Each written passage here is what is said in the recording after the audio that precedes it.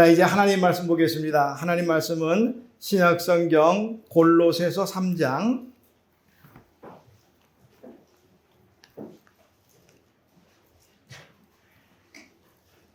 신약성경 골로새서 3장. 자, 신약성경 제가 가진 책으로 326페이지에 있습니다.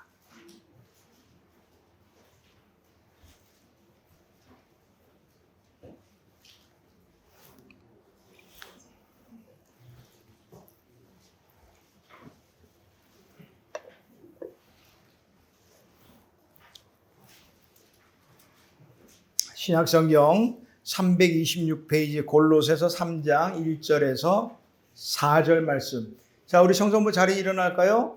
우리 낮예배 때는 성경 봉독할 때는 하나님의 말씀 앞에 일어섭니다. 자, 오늘 우리에게 주신 하나님의 기록된 계시의 말씀을 제가 봉독합니다. 그러므로 너희가 그리스도와 함께 다시 살리심을 받았으면 위의 것을 찾으라. 거기는 그리스도께서 하나님 우편에 앉아 계시느니라. 위의 것을 생각하고 땅의 것을 생각하지 말라. 이는 너희가 죽었고 너희 생명이 그리스도와 함께 하나님 안에 감추어졌음이라. 우리 생명이신 그리스도께서 나타나실 그때에 너희도 그와 함께 영광 중에 나타나리라. 아멘. 예, 자리에 앉으시기 바랍니다. 하나님 아버지 은혜를 감사합니다. 오늘 거룩한 세례 예식과 함께 또 귀한 하나님 말씀 앞에 섰습니다.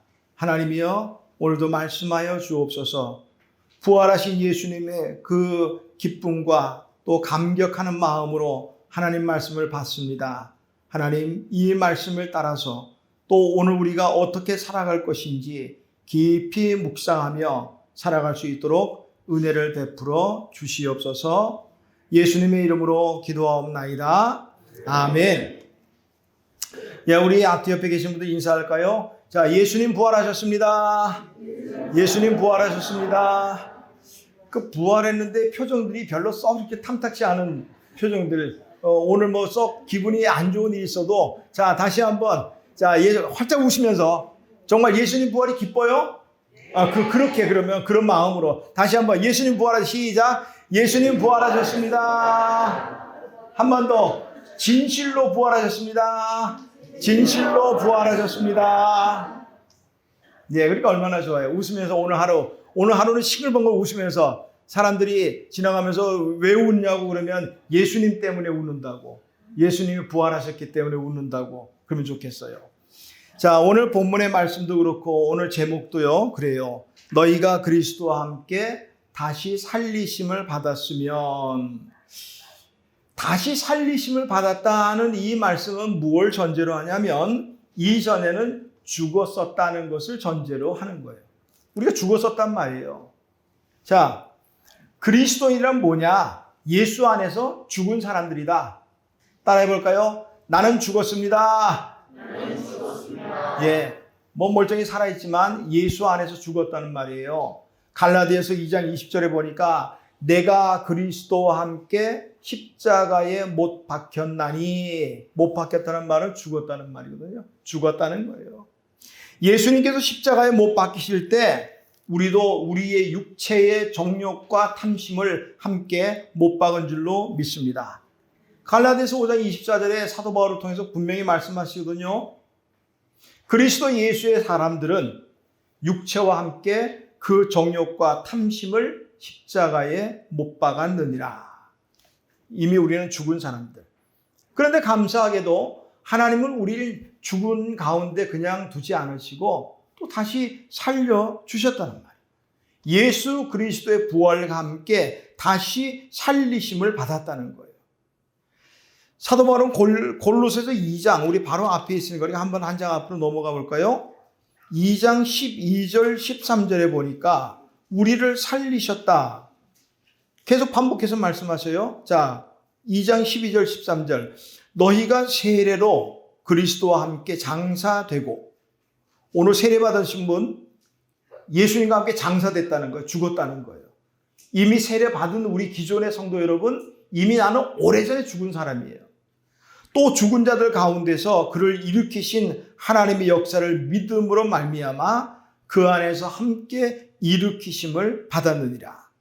또 범죄와 육체의 무할례로 죽었던 너희를 하나님이 그와 함께 살리시고, 예수 안에서 죽은 우리를 하나님께서 예수님의 부활과 함께 우리도 살려주셨다. 그러니까 예수님의 부활은 나와 무관한 일이 아니에요. 내가 예수와 함께 죽고 예수와 함께 다시 살아났다는 거예요.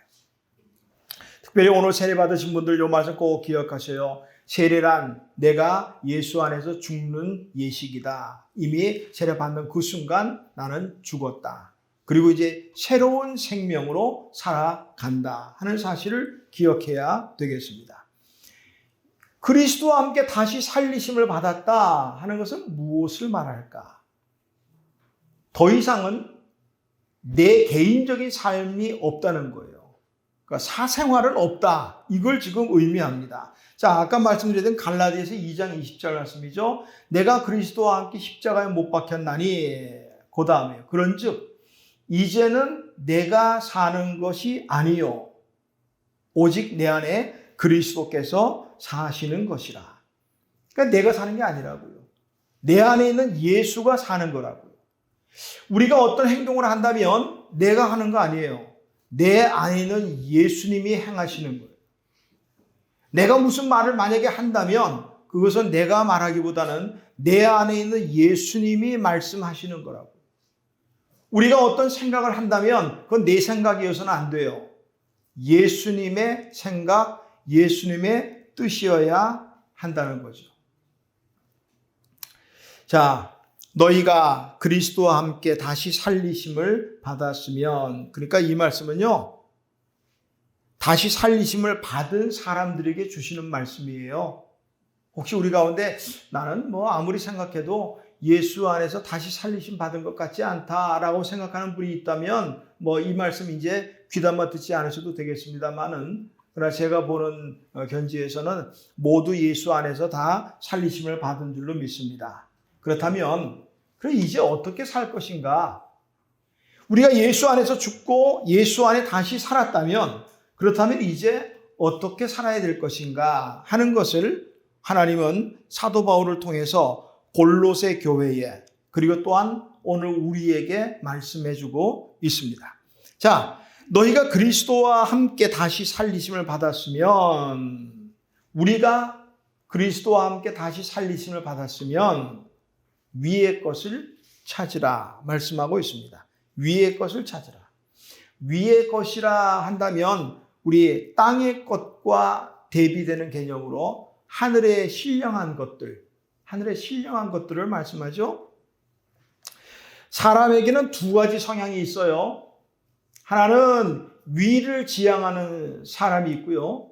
또 다른 하나는 이 땅의 것을 지향하는 사람이 있다는 거예요. 그러나 어떤 사람은 날 때부터 너는 하늘을 지향하고 살아. 또 어떤 사람은 땅에 집착하고 살아. 그렇게 날 때부터 정해진 것은 아니겠어요. 힘써야 돼요. 저는 늘 설교할 때는 그 설교하는 시점을 기점으로 말씀드립니다.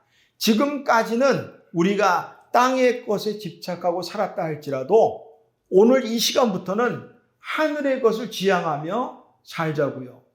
아멘? 예. 성경의 위대한 인물들 보면요, 전부 위를 바라보고 사는 거예요. 하늘을 지향하며 살았다고요.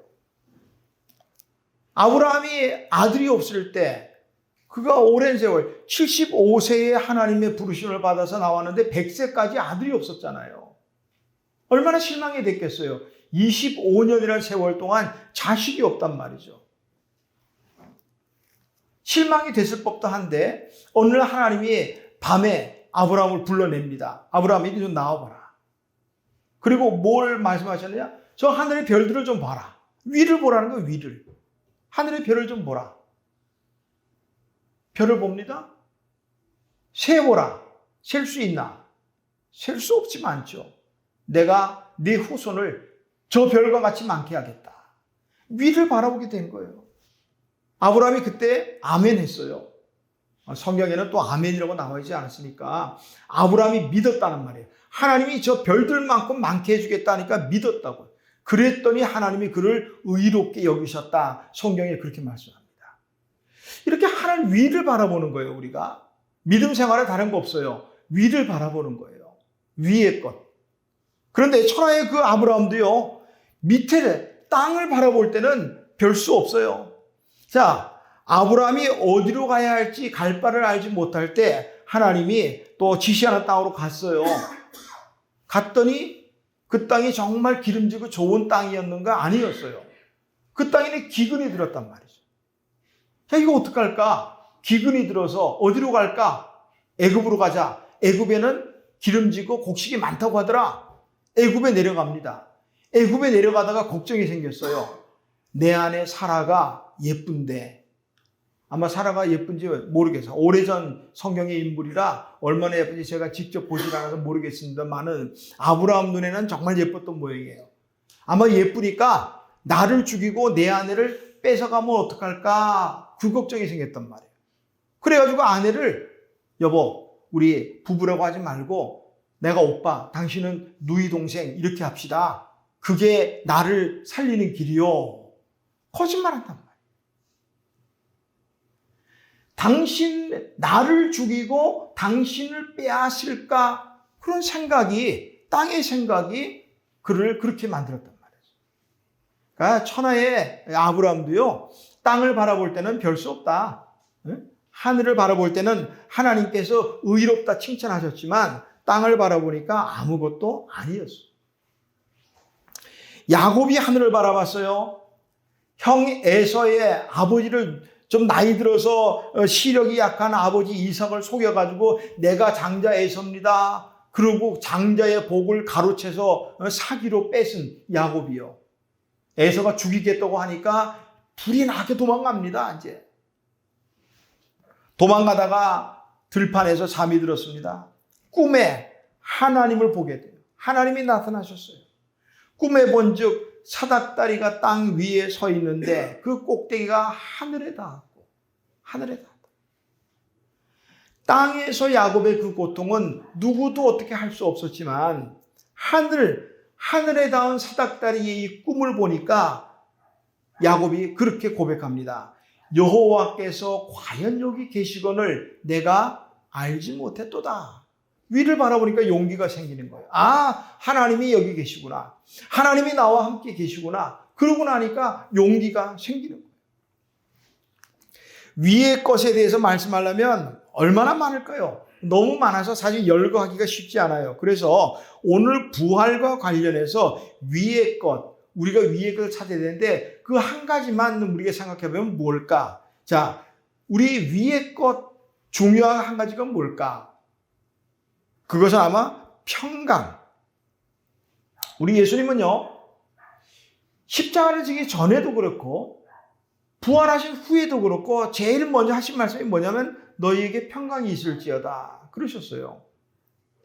십자가 지기 전에도 요한복음 14장 27절에 보니까 그렇게 말씀하셨거든요. 내가 너희에게 평강을 주노라. 내가 주는 평안은 세상이 주는 것과 같지 않다. 평안을 주노라 했거든요. 그리고 부활하신 후에 의심과 두려움에 쌓여 문 꼭꼭 걸어 잠그고 있던 제자들 앞에 나타나셔서 주님께서 말씀합니다. 너희에게 평강이 있을지어다. 두려워하는 그런 사람들에게. 자, 위의 것을 찾으라 할 때 찾는다 하는 말, 헬라어로는 제테이테 이렇게 말합니다. 제테이테가 뜻하는 뜻은 뭐냐? 계속해서 힘써 찾는 거. 그냥 한번 찾아보고, 우리가 막 물건 같은 거 찾을 때 어디 뒀더라? 한번 찾아보고 에이 없으면 말지 그런 게 아니고요. 계속해서 힘써서 찾는 거. 이게 제테이테. 그러니까 하늘의 위의 것을 찾을 때는요. 힘써서 계속 찾는 거예요. 하나님의 은혜는 우리 값없이 주는 거죠. 맞아요. 하나님의 선물입니다. 그러나 인생의 노력이 또 요구된다는 사실을 기억해야 합니다. 계속 힘써서 하나님의 은혜를 찾는 거예요. 하나님의 은혜, 하나님의 평강, 또 하나님의 인도하심, 하나님의 보호하심, 이 위의 것들을 계속해서 찾는 노력이 우리에게 필요하단 말이에요. 자, 위의 것을 찾기 위해서는 어떻게 해야 될까? 오늘 2절 말씀 보니까요. 위의 것을 생각하고. 사람의 행동은 생각에서 비롯돼요. 또 다르게 말하면 마음에서 비롯돼요. 내가 어떤 생각을 하느냐 따라 그 생각의 결과가 행동으로 나타난다는 거예요. 자, 땅의 것을 생각하지 말라. 뭐 그렇다고 해서 우리가 그러면 땅의 것은 아예 다 무시하고 오직 영적인 것만 생각해야 되는가? 그래서 주님께서 너희는 무엇을 먹을까? 무엇을 마실까? 무엇을 입을까? 염려하지 마라 그러셨을까? 과연 그럼 우리는 무엇을 먹고 마시고 입고 하는 이런 것들이 다 땅의 것이라 생각을 아예 안 하고 살아야 될까요? 그걸 말하는 건 아니에요. 그걸 말하는 거예요. 그런 데 대해서 집착하지 말라는 거예요. 요새 사람들 보니까 먹는 거, 옛날에 우리 청소년부 있으니까 우리 어른들도 다 겪었지만 옛날에 보릿고개 겪을 때요, 참 먹는 것 때문에 고생했어요. 먹는 것 때문에. 근데 지금은 못 먹어서 하는 시대는 아니거든요. 지금은 뭐가 걱정이냐? 어떻게 하면 더 잘 먹을까 걱정이야. 못 먹어서가 아니라 옛날에는 못 먹어서 걱정이었어. 하루 3끼 먹는 게 걱정이었어. 그러나 요즘은 그 걱정이 아니라 어떻게 더 맛있는 거를, 소문난 거를 잘 먹을까? 이게 걱정인 거예요. 그렇게 하지 말라는 거예요. 우리가 위의 것을 생각한다고 해서 땅의 것에 대해서 아예 신경을 끊어야 된다. 그걸 말하는 건 아니에요. 또한 염세주의적인 생각, 염세주의, 또 복잡하니까 그냥 간편해야 말해요. 세상의 염증을 느껴서 마치 TV 가끔 보면 나는 자연인이다에 나오는 사람들 세상의 염증을 느껴서 다 자연으로 들어가 버리더라고요. 그 자연에서 그냥 좀 살겠다는데 왜 굳이 또 찾아가가지고 또 다 들추나 몰라. 어쨌든 세상의 염증을 느껴가지고 세상을 아예 문을 닫아버리고 그걸 말하는 건 아니라는 거예요. 우리가 이 땅에 사는 동안에는 다 필요하죠. 먹는 것도 필요하고요. 마시는 것, 입는 것, 돈도 필요하고요. 건강 다 필요하죠. 그러나 거기에 집착해서는 안 되고 그게 우선순위에 들어서는 안 돼요. 그게 우선돼서는 안 된다는 거예요. 우리가 이 땅에 살아가는 동안에 정말 중요한 것들이 많죠. 아까 말했지만 돈 없이 살 수 없는 시대잖아요. 돈이 있어야지요. 건강도 있어야 되고 다 이것저것 있어야 되죠. 위의 것을 찾으라는 말씀은 그런 것들을 아예 무시하라는 얘기가 아니고, 그러나 그것보다 우선되는 것이 있으니 우리의 하나님, 우리의 믿음이 우선이 되어야 된다 이 말씀입니다. 예전에 한번 소개해드린 말씀 같은데, 하나님 당신은 내게 세 번째이십니다 라는 글이 있어요. 우리 한번 들어보세요. 우리 청소년부 잘 들으셔야 돼요. 오늘 세례받은 분들 특별히. 하나님이 이제 내 인생의 몇 번째가 돼, 우선순위에 몇 번째가 되어야 될까 들어보셔야 돼요. 하나님, 당신은 내게 세 번째이십니다. 첫 번째는 언제나 내가 하고 싶은 일. 두 번째는 내가 해야 하는 일. 세 번째는 하나님 만나는 일. 하고 싶은 일 다 하고 해야 할 일 다 마치고 그 후에 여유가 있으면 하나님을 만납니다. 그래서 하나님은 내게 세 번째이십니다.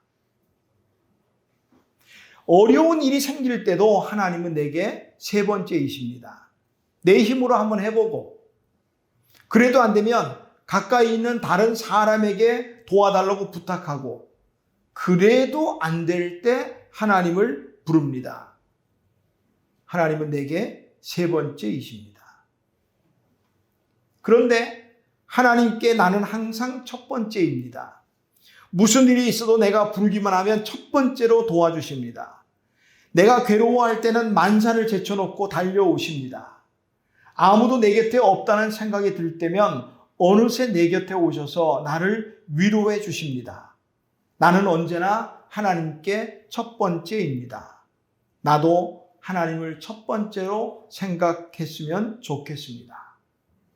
만사를 제쳐놓고 당신을 만나고 작은 고비마다 당신의 손을 꼭 붙잡는 내게 첫 번째이셨으면 좋겠습니다. 나를 항상 첫 번째로 여기시는 하나님을 나도 첫 번째로 모시고 싶습니다.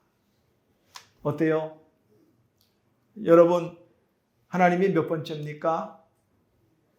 여기 글에 나오는 것처럼 내 할 일 다 하고 내 하고 싶은 일 다 하고 시간이 여유가 되면 예배 자리에 나오고 이래서는 안 되죠. 하나님은 우리의 그 어떤 것보다 첫 번째가 되어야 합니다. 어떤 사람은 신앙생활도 자기 감정을 따라 하더라고. 기분 나쁘면 안 해. 기분 좋으면 또 열심히 또 죽으라고 해요. 그럴 때는 겁이나 목사가 보면요. 저러다가 또 시험 들면 또 저거 어떡하려고 그러지? 하나님은 내 감정, 내 기분보다 더 우선이라는 사실을 꼭 기억하시길 바랍니다. 위에 있는 것, 모든 것 가운데 하나님을 우선 찾을 수 있기를 주님의 이름으로 축원합니다. 자, 우리가 그리스도와 함께 다시 살리심을 받았다면 위의 것을 찾아야 되는데 그 이유가 뭐냐? 3절에 나와요. 이는 너희가 죽었기 때문이에요. 우리가 세상에 대해서 죽었거든요. 우리가 죽었다 하면 몇 가지가 있는데요. 먼저는 죄에 대해서 죽고, 사도 바울 통해서 표현을 보면 로마서에 보니까 율법에 대해서 죽고, 그 다음에는 세상에 대해서 죽었다는 말이에요. 그렇기 때문에 이제는 위의 것만 찾을 수밖에 없는 거예요. 또한 우리가 위의 것을 찾아야 되는 이유는 3절 뒷부분입니다. 너희 생명이 그리스도와 함께 하나님 안에 감추어졌음이라. 감추어졌다는 거예요.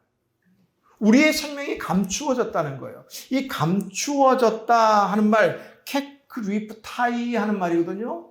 헬라어로. 이 말씀은 숨기다 혹은 덮다. 그러니까 하나님이 숨겨두신 거예요. 우리의 생명을 숨긴 거예요. 감추어준 거예요. 그래서 그거를 세상 사람들은 몰라요. 오늘 우리가 영적으로 새롭게 살았기 때문에 우리는 알아요. 우리의 생명이 어떻다는 것을. 그런데 세상 사람들은 감추어졌기 때문에 몰라요. 그래서 세상 사람들은 우리에게 그렇게 자주 물어요. 무슨 재미로 사니? 혹시 교회 안 다니는 친구들이 물어보지 않아요? 교회 다니면 무슨 재미 있냐? 교회를 재미로 다닐까요? 교회는요, 기쁨으로 다니는 거예요. 재미로, 세상 재미로. 세상 재미로 교회 안에서 찾으려면 빨리 세상으로 가야 돼요.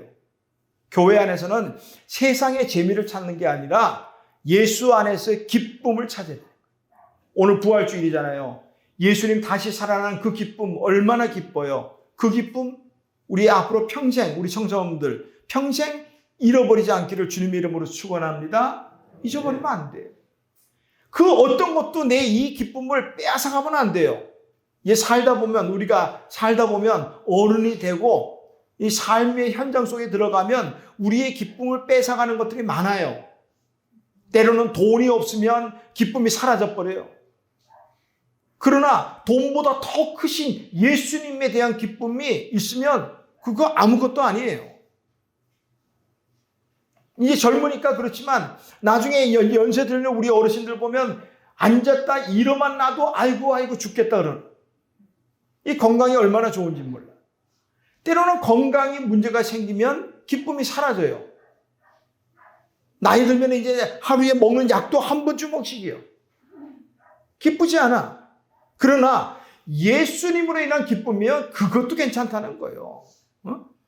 성경 말씀대로 항상 기뻐하는 거예요. 우리의 믿음이 늘 열려서 예수님이 일한 기쁨이 우리에게 늘 보여질 수 있으면 참 좋겠습니다. 예수님 부활하시고 난 다음에 누가복음 24장에 보면은 엠마오로 가는 두 제자가 있었어요. 한 제자의 이름은 글로바라고 나와 있네요. 보니까 두 제자가 가고 있어요. 예수님이 그들과 동행하게 됐습니다.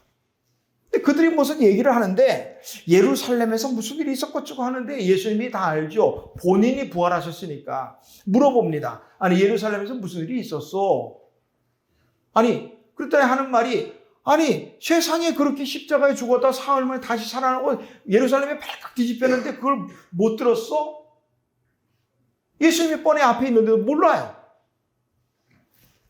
예수님이 그들과 동행하면서 같이 식사하면서 성경에 보니까 그들의 눈을 밝혀주시니까 그제서야 비로소 아 주님이었구나 하고 보니까 예수님이 이미 떠나가고 없더란 말이에요.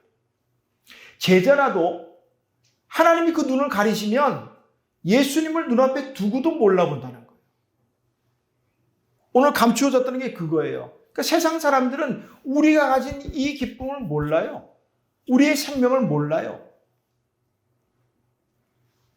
오늘 하나님 안에서 정말 이런 기쁨과 또 평강의 삶을 살아야 되겠습니다. 유진 피터슨 목사님이 쓴 메시지 성경에서는 이런 말씀에서 여러분의 옛삶은 죽었습니다.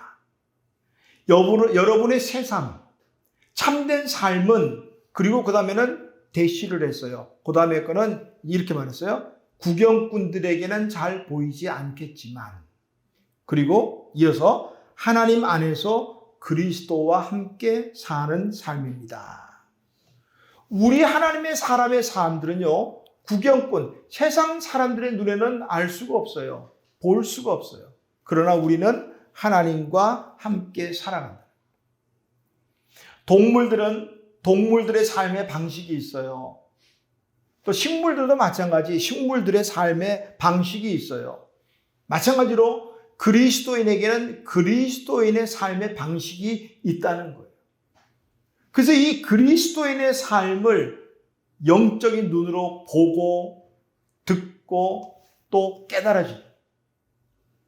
오늘 우리의 그리스도와 함께 다시 살림심을 받았다면 그렇다면 이제 예수 그리스도 안에서 감추어진 이 비밀한 삶을 깨달아지시기를 바랍니다. 자, 주님의 부활에 참여한 사람들의 마지막 해야 될 우리가 있다면 그게 뭘까? 4절 말씀. 우리 생명이신 그리스도께서 나타나실 그때에 너희도 그와 함께 영광 중에 나타나리라. 자, 이 말씀은 예수님의 재림 때를 말씀하고 있어요. 우리 생명이신 그리스도께서 다시 오실 때죠. 그때에는 너희도 우리도 예수님과 함께 영광 중에 나타나리라. 우리가 위의 것을 찾고 생각해야 될 이유가 바로 이거예요. 나중에 장차 언제인지 모르지만 주님이 오실 때 그때 우리도 주님의 영광을 함께 누리려면 위의 것 찾아야지 실컷 땅의 것, 썩어질 것들만 찾아 헤매다가 예수님 오시면 그 영광에 참여한다면 염치가 좀 없잖아. 응? 지금 편하게 염치라고 말했지만 그거 가능하겠어요? 대부분의 사람들은 현재만 바라봐요. 그러니까 현실의 어떤 고통과 어려움 또 이런 것 그것 때문에 힘들어하고 때로 하나님 앞에 왜라고 물어요. 우리는 현재를 살아가지만 현재에 끝나는 사람이 아니에요. 장차 오실 예수님, 영광 중에 오실 우리 예수님 바라보는 거예요. 자, 사도 바울은요. 로마교회 성도들에게 이런 말을 해요. 로마서 8장 18절에 보니까 생각하건대 현재의 고난은 장차 우리에게 나타날 영광과 비교할 수 없도다. 지금 현재 우리가 어떤 고통을 당하든지 장차 있을 거에 비하면 이거는 비교도 안 된다는 거예요. 히브리서 11장은 우리 믿음장이잖아요. 이 믿음장에는 수많은 믿음의 사람들이 믿음으로 살면서 당하는 어려움들을 기록하고 있습니다. 조롱도 당하고요. 채찍질 당하기도 하고요. 옥에 갇히기도 하고요. 톱으로 켜서 그러니까 사람을 어떻게 그렇게 잔인하게 죽일 수 있어요? 톱으로 켜서 죽여요. 칼로 죽여요. 학대받아요. 이런 수많은 고통들을 받았다고요. 그런데 그들은요. 그 말씀 끝에 보니까 그런 고통 속에도 불구하고 결코 구차하게 풀려나기를 원하지 않았다고 성경은 그렇게 기록합니다. 왜? 그 이유를 히브리서 11장 35절에 이렇게 말씀합니다. 더 좋은 부활을 얻고자 하여. 아멘. 더 좋은 부활이 어떤 것인지 알기 때문에 지금 당장은 비록 톱으로 켜서 죽어도 괜찮다 이 말이에요. 사자의 밥이 돼도 펄펄 끓는 물에 던져져도 더 좋은 부활을 믿기 때문에, 기다리기 때문에 구차하게 풀려나지, 예수님을 부인하지 않겠다는 거예요. 자, 그보다 예수님의 이 부활의 소식은 훨씬 더 크고 좋은 소식이에요. 이 좋은 소식을 이제 우리가 증거해야 될 증인의 삶을 살아야 합니다. 누가복음 24장 47절에서 48절에 보니까 또 그의 이름으로 죄 사함을 받게 하는 회개가 예루살렘에서 시작하여 모든 족속에게 전파될 것이 기록되었으니 너희는 이 모든 일의 증인이라. 아멘. 예수님의 십자가와 예수님의 부활에 우리가 증인이라 이 말이에요.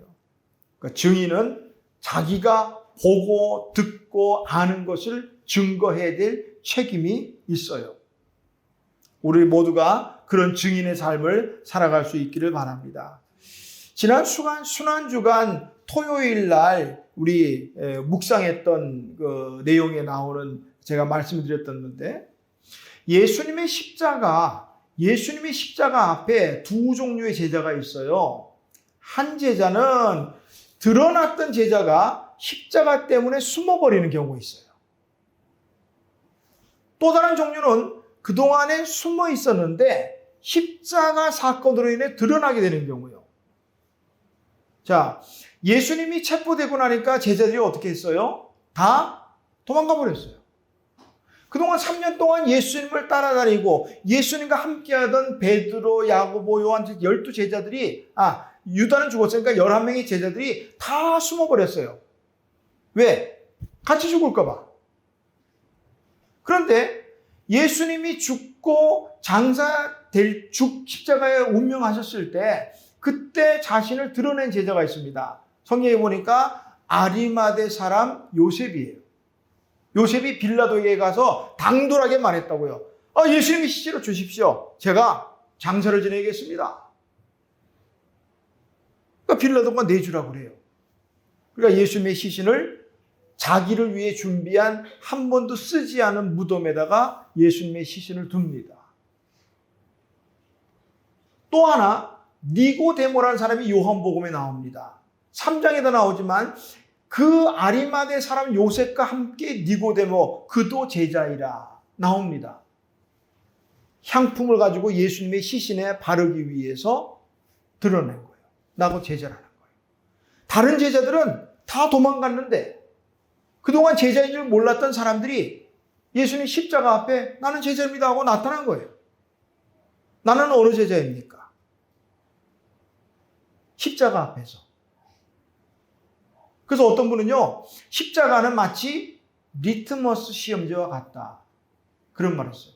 리트머스 시험지 알죠?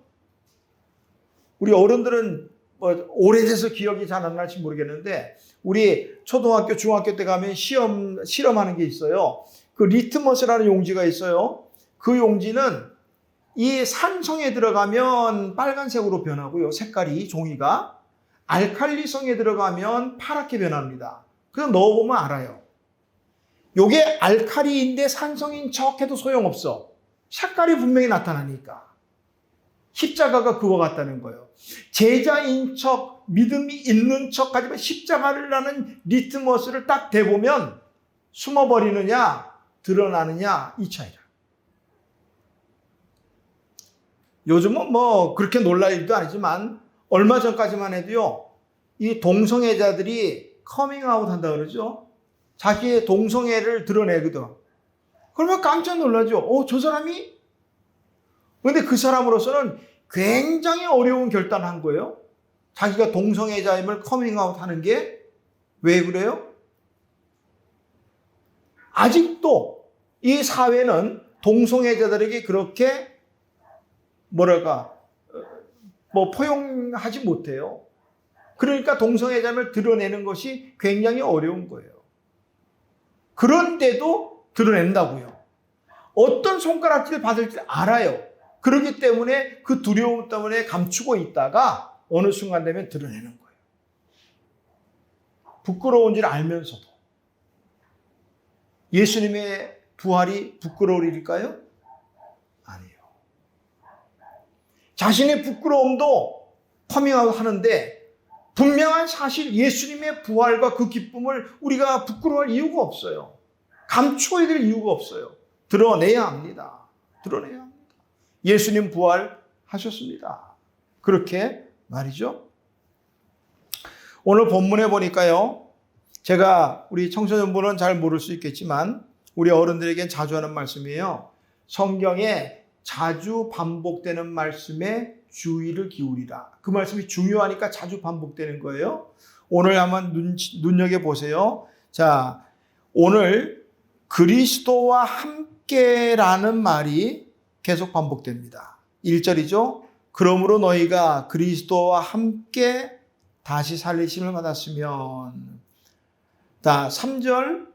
이는 너희가 죽었고 너희 생명이 그리스도와 함께 하나님 안에 감추어졌습니다.